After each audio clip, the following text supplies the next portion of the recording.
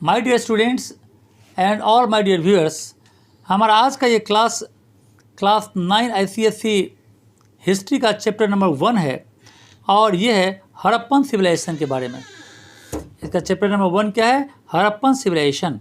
तो इसके बारे में हम लोग पूरा डिटेल्स में देखेंगे इस चैप्टर में कि हड़प्पन सिविलाइजेशन को इंडस वैली सिविलाइजेशन क्यों कहते हैं, इसकी उत्पत्ति कब हुई, कहाँ तक फैला हुआ था, क्या सब इसका सोर्स है, इसके बारे में तो सारे चीज़ हम लोग यहाँ पर देखेंगे। उस ज़माने में रहने वाले लोग के बारे में देखेंगे, किस तरह का उनका बिलीफ था, ये सब कुछ हमें यहाँ से पता चलेगा। तो चलते हैं इस स्टोरी यानी इसका जो चैप्टर है उसमें सबसे पहला सवाल यही उठता है कि हड़प्पन सिविलाइजेशन कब था, यानी कितने साल पहले था। अगर हम ये देखें कि हड़प्पन सिविलाइजेशन कब था तो हड़प्पन सिविलाइजेशन के ज़्यादातर बारे में उसकी जानकारी थी नहीं। लगभग ये यानी 1922-30 के आसपास में यहाँ पर जब एक्सकवेशन हुआ तो हड़प्पा में, मोहनजोदड़ो में, तब इसके बारे में कुछ पता चला कि ये कब था। और जितना भी अभी तक हिस्टोरिकल बिलीफ है, हिस्टोरिकल एविडेंस है, उसके आधार पर हम ये कह सकते हैं कि इसका जो ओरिजिन है वो आमतौर पर यानी इंडस वैली सिविलाइजेशन 3250 से लेकर 2750 यानी 3250 से लेकर 2750 BC के बीच में रहा होगा, ऐसा लोगों का मानना है। तो एवरेज यहाँ पर एक्चुअली इसको माना जाता है 3000 BC। हिस्ट्री का एविडेंस हमारे पास 3000 BC का है, यानी लगभग देखा जाए तो आज से 5000 साल पहले। तो इंडस वैली सिविलाइजेशन यानी हड़प्पन सिविलाइजेशन आज से 5000 साल पहले था वैसे तो। और इसके बारे में हम लोग एक एक चीज़ को देखेंगे, लेकिन सबसे पहले हम लोग यहाँ पर देखें कि इस सिविलाइजेशन के बारे में जो कुछ हमें एविडेंस मिला है, जो कुछ हमें हड़प्पन एक्सकैवेशन, मोहनजोदड़ो एक्सकैवेशन से मिला है, तो उससे क्या हम सोर्स हैं, कैसे हम कह सकते हैं कि वहाँ के लोगों के बारे में कैसे हमें जानकारी मिली। सबसे पहले हम यहाँ पर इसके सोर्सेस की बात करते हैं।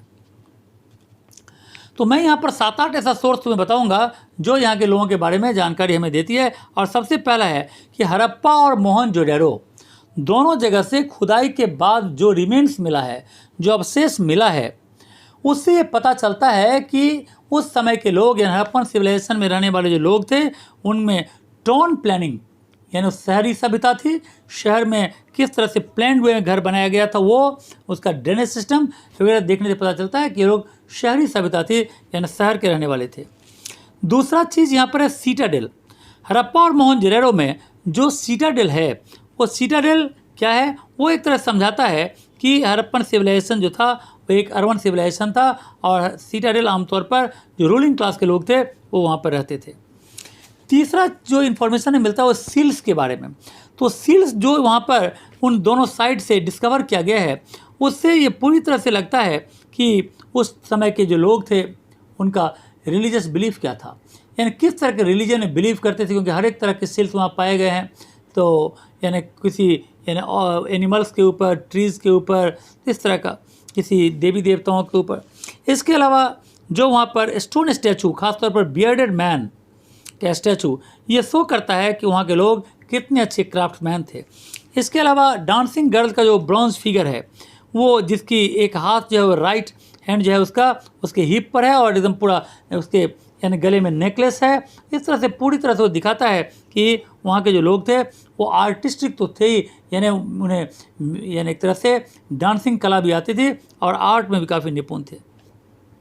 इसके अलावा जो डॉकयार्ड मिला है, डॉकयार्ड आमतौर पर ब्रिक वॉल से यानी घिरा हुआ है, जो भी आमतौर पर शो करता है कि वहाँ के लोग बिजनेस, व्यापार वगैरह का काम भी अच्छी तरह करते थे। इसके अलावा उनको आर्ट ऑफ राइटिंग, लिखने की कला भी आती थी।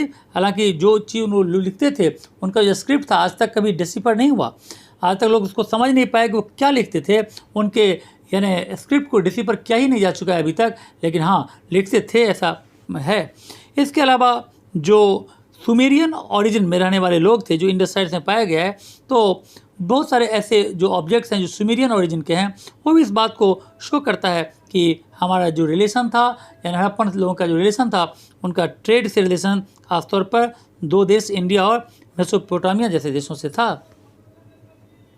यानी इंडिया और मेसोपोटामिया के बीच काफ़ी अच्छा ट्रेड रिलेशन था।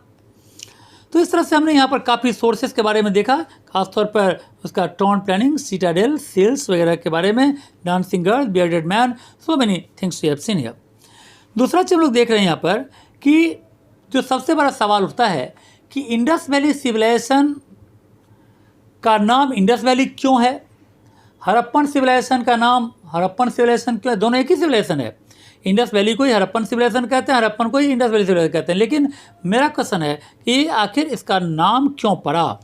तो चूंकि जो सबसे पहले जो एक्सकैवेशन हुआ था वो पाया गया था इंडस रिवर के किनारे, और इंडस रिवर की जितनी ट्रिब्यूटरीज है उसके किनारे ये सभ्यता विकसित हुई थी, इसलिए इसका नाम इंडस वैली सिविलाइजेशन पड़ा।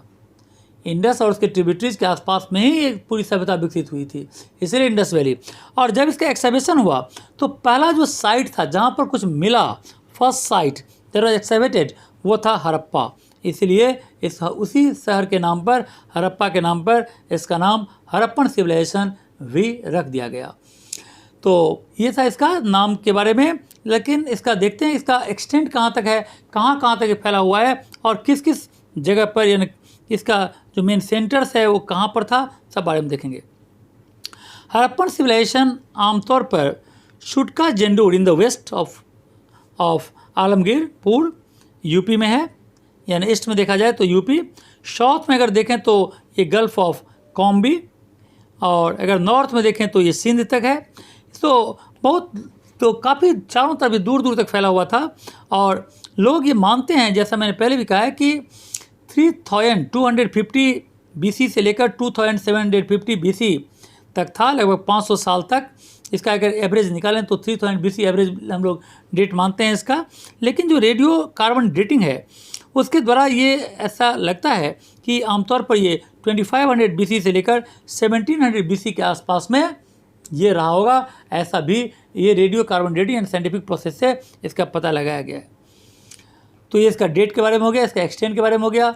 जो इंपॉर्टेंट साइट्स वगैरह, जहाँ पर काफ़ी साइट्स के बारे में पता चला है, यहाँ पर खासतौर पर 2-4 का नाम अगर हम करें तो गुजरात के लोथल में, इसके अलावा वेस्ट पंजाब के हड़प्पा में, इसके अलावा सिंध के मोहनजोदड़ो में इन साइट्स को पाया गया है। तो ये काफ़ी इंपॉर्टेंट साइट्स यहाँ पर हैं। हम लोग देखेंगे यहाँ पर कि किस तरह का कौन सा ऐसा स्किल है जो ये बताता है, क्या ऐसा प्रूफ मिला है जो हम ये कहें कि इंडिया, जो हड़प्पन सिविलाइजेशन था वो एक शहरी सभ्यता थी, वो एक यानी क्या थी, टाउन प्लानिंग सिस्टम के बारे में क्या जानते हैं हम लोग, कैसे टाउन प्लानिंग था, यहाँ पर कैसे कर सकते हैं। तो देखते हैं यहाँ पर दो चीज़। एक तो स्ट्रीट था, वो आमतौर पर जो शहर में स्ट्रीट थे उसको कई स्क्वायर या रेक्टेंगुलर ब्लॉक्स में डिवाइड किए गए थे, और स्ट्रीट जो था वो एकदम पक्का था, मतलब कंक्रीट सीमेंट वगैरह का बना हुआ था, बर्न्ड ब्रिक्स का बना हुआ था। और दूसरा है ड्रेनेज सिस्टम, जहाँ जहाँ रोड गया था, रोड के बगल में साइड से उसका ड्रेनेज सिस्टम भी निकला हुआ था। तो ये दोनों चीज़ शो करता है कि ये एक टाउन जो था प्लान्ड वे में बनाया गया था, और यहाँ पर शहरी सभ्यता थी।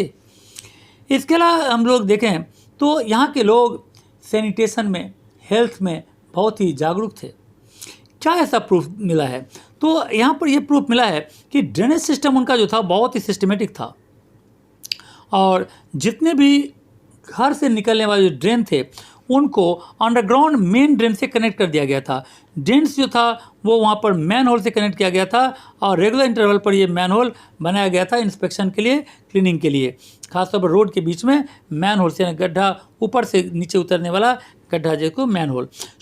इसके अलावा यहाँ पर एक बहुत ही अच्छी ड्रेनेज सिस्टम बनाई गई थी हर एक शहर में। तो ये सब चीज़ यहाँ पर शो करता है कि वहाँ के लोग सैनिटेशन में, हेल्थ के प्रति काफ़ी जागरूक हुआ करते थे। यहाँ के जो अगर बिल्डिंग्स की बात करें तो सबसे जो मेन है वो है ग्रेट बाथ। ग्रेट बाथ को आमतौर पर क्या है, ये एक ओपन क्वाड्रेंगुलर है, और उसके साथ ही यानी इसके चारों तरफ से बरंडा भी गिरा हुआ है चारों साइड से, और इसका जो यानी लेंथ ब्रेथ है वो एक स्विमिंग पूल की तरह है। नीचे यानी बीच में एक पूल है जिसका 12 metre long, 7 metre wide and 2.5 metre depth है उस पूल का। और जैसा हम लोग जानते हैं कि वहाँ पर दोनों साइड में से रेज्ड प्लेटफॉर्म, ऊंचा प्लेटफॉर्म बनाया गया है। उसके बाद नीचे उतरने के लिए यानी घाट जैसा बना हुआ है, सीढ़ी बनाई हुई है यहाँ पर, और हर समय ये तालाब जो होता है, पूल जो होता है, वो पानी से भरा रहता है। तो ये इसका ग्रेट बाथ का फीचर्स है। जो ग्रेट ग्रैनरी है, ग्रेट ग्रैनरी आमतौर पर इसमें 2 ब्लॉक्स होता है और दोनों ब्लॉक के बीच में एक पैसेज जैसा होता है, और इसमें 6 हॉल्स होते हैं जिसमें आमतौर पर कॉरिडोर वगैरह भी होते हैं। हर एक हॉल जो होता है कई पार्ट्स पे, खासतौर पर 4 कंपार्टमेंट में डिवाइड होता है, और आमतौर पर यहाँ पर ग्रेन को स्टोर करने के लिए बनाया जाता है, जिसको फ्यूचर यूज़ के लिए आमतौर पर सूखा अकाल वगैरह पड़ने में इसका यूज़ किया जाता है। सीटाडेल भी एक इम्पॉर्टेंट है, और असेंबली हॉल। तो सीटाडेल क्या है? सीटाडेल शायद ऐसा माना जाता है कि जो रूलिंग क्लास के लोग थे वो सीटाडेल में रहते थे, और जो असेंबली हॉल है वो 4 पिलार के ऊपर यानी है, जिसमें लंबे बड़े बड़े कॉरिडोर्स लगे हुए हैं, और छोटे छोटे लो बेंचेज भी लगे हुए हैं जहाँ पर लोग वहाँ पर बैठते थे, और शायद राजा यहाँ पर यानी कोई सेरेमनी या कोई एडमिनिस्ट्रेटिव ड्यूटीज़ पूरा करने के लिए राजा इसका यूज़ करता था, ऐसा यहाँ पर माना जाता है। इसके अलावा हम कह सकते हैं कि हड़प्पन सिविलाइजेशन काफ़ी डेवलप्ड सिविलाइजेशन था। ट्रेड रिलेशन भी यहाँ पर काफ़ी दूर दूर तक फैला हुआ था। बहुत सारे सुमेरियन ओरिजिन से ऐसे चीज़ पाए गए हैं जो ऐसा शो करता है कि वहाँ पर ट्रेड रिलेशन इंडिया और मेसोपोटामिया के बीच में था। और हड़प्पन्स जो थे आमतौर पर क्यूबिकल स्टोन्स ऑफ वेट, तो वेट का यानी बटखारा जिसको हम लोग कहते हैं, जैसे 1 किलो 2 किलो, तो वो वहाँ पर क्यूबिकल शेप का यानी स्टोन्स यूज़ करते थे उस मेजरमेंट के रूप में, यानी वेट करने के रूप में किसी चीज़ का। तो वो भी शो करता है कि बिजनेस व्यापार होगा तभी तो उसका दरकार पड़ेगा। अब यहाँ पर चलते हैं हम लोग, यहाँ पर जो यानी स्कल्पचर है, स्कल्पचर के बारे में खासतौर पर स्कल्पचर के लिए हम लोग यहाँ पर याद रख सकते हैं डांसिंग गर्ल। तो सबसे जो आउटस्टैंडिंग वर्क है खासतौर पर मेटल का, वो है ब्रॉन्ज वर्क, और bronze figure of dancing girl जो आमतौर पर अपने राइट हैंड को अपने हिप्स के ऊपर रखी हुई है और डांसिंग पोस्चर में ये खड़ी है, और ये नेकलेस पहनी हुई है, और इसका जो हेयर का स्टाइल है वो भी यानी जूड़ा जैसा बना हुआ है, और इस तरह से यानी यहाँ पर ये सभी कुछ स्टोन मेटल को काट कर बनाया गया है। तो काफ़ी इम्पोर्टेंट स्कल्पचर है। इसके अलावा हम लोग देखते हैं कि कुछ स्कल्पचर ऐसे भी हैं जो स्टोन के बने हुए थे, कुछ मेटल के, कुछ टेराकोटा के भी हैं। तो जैसे मेटल में हम देखें तो डांसिंग गर्ल सबसे बेस्ट एग्जांपल है। स्टोन के लिए फिगराइंस ऑफ मेन एंड वुमेन, खासतौर पर यानी यहाँ पर एक योगी का पोस्टर दिखाया हुआ है जो शॉल वगैरह अपने चेहरे पर डाला हुआ है अपने बदन पर। टेराकोटा में हम मदर गॉडेस का पिक्चर देख सकते हैं। इसके अलावा जहाँ तक सील्स का सवाल है, कई सील्स है। सील्स आमतौर पर रिलीजियस फेथ को डिस्क्राइब करता है। सील्स के ऊपर किसी के ऊपर यूनिकॉर्न जानवर का यानी ये है इनग्रेविंग्स किया हुआ है। कहीं पर शिवा पशुपति सील्स, जहाँ पर शिवा का पोस्टर दिखाया गया है वहाँ पर सील के ऊपर। कहीं पर एनिमल सील्स यानी ऑक्स वगैरह का दिखाया गया है। तो ये सब वहाँ के लोगों के रिलीजियस फेथ को भी डिस्क्राइब करता है। सील्स हमारे लिए काफ़ी इंपॉर्टेंट चीज़ होता है क्योंकि इससे हमें पता चलता है वहाँ के फिजिकल फीचर्स के बारे में, वहाँ पर रहने वाले लोगों के ड्रेस के बारे में, ऑर्नामेंट के बारे में, हेयर स्टाइल के बारे में, इसके अलावा वहाँ के रिलीजियस फेथ के बारे में, इसके अलावा वहाँ पर कॉमर्शियल एक्टिविटीज़ के बारे में। तो ये सारी चीज़ यानी इम्पोर्टेंस हैं सील्स के। हम लोग देखते हैं यहाँ पर कि आखिर ये सिविलाइजेशन इतना फ्लरिश था, इतना डेवलप्ड था, तो फिर जाकर ये सिविलाइजेशन डिक्लाइन क्यों हो गया? वैसे तो हड़प्पन सिविलाइजेशन डिक्लाइन क्यों हो गया, क्यों खत्म हो गया ये सिविलाइजेशन, इसके बारे में कोई खास जानकारी नहीं है हिस्ट्री में, लेकिन अंदाजा ही लगाया जाता है। कुछ लोगों का ऐसा मानना है कि शायद बहुत बड़ा अर्थक्वेक आया होगा और उसी अर्थक्वेक में सारे जो सभ्यता के जो सारे शहर हैं वो ज़मीन के अंदर समा गए होंगे, ऐसा लगता है। क्योंकि जो इंडस वैली का जोन है वो सिस्मिक जोन में पड़ता है, अर्थक्वेक प्रोन एरिया है वहाँ पर, तो इसलिए लोग ऐसा विश्वास करते हैं। दूसरा जो हिस्टोरियंस है वो भी मानता है कि शायद वहाँ पर बहुत बड़ा फ्लड आया होगा और फ्लड के कारण ही कई शहर जो है वहाँ पर तबाह हो गए होंगे, लोग मर गए होंगे। तीसरी थ्योरी ये भी कहती है कि शायद वहाँ पर यानी जो आर्यंस लोग हैं शायद उनके ऊपर अटैक कर दिया हो गया और आर्यंस अटैक के द्वारा ही उनकी जो सभ्यता है वो खत्म हुई होगी। चौथा ये भी मानना है यहाँ पर कि इकोलॉजिकल क्राइसिस के कारण पॉपुलेशन ग्रोथ जैसे जैसे बढ़ता गया, लोग जंगलों को काटते गए, जंगलों को काटने के कारण नेचर प्रतिकूल हो गया। इकोलॉजिकल इम्बैलेंस, इकोलॉजिकल क्राइसिस भी एक बहुत बड़ा कारण हो सकता है हड़प्पन सिविलाइजेशन के डिक्लाइन होने का। तो ये सारे पॉसिबिलिटीज़ यहाँ पर हैं, चाहे अर्थक्वेक के कारण, फ्लड के कारण, इन्वेशन के कारण, इकोलॉजिकल इम्बैलेंस के कारण भी ये हो सकता है, ऐसा अनुमान लगाया जाता है। तो इस चैप्टर को हमने पूरी तरह से इसका जो स्टडी है वो कर लिया है। मुझे लगता है कि ये वीडियो तुम्हें अच्छा लगेगा, और इस तरह से अगर ये वीडियो अच्छा लगे तो इसे लाइक करना, और अगर सब्सक्राइब न किया हो तो सब्सक्राइब जरूर करना। ज़्यादा से ज़्यादातर इस वीडियो को अपने फ्रेंड्स में शेयर करना। So thank you, God bless you.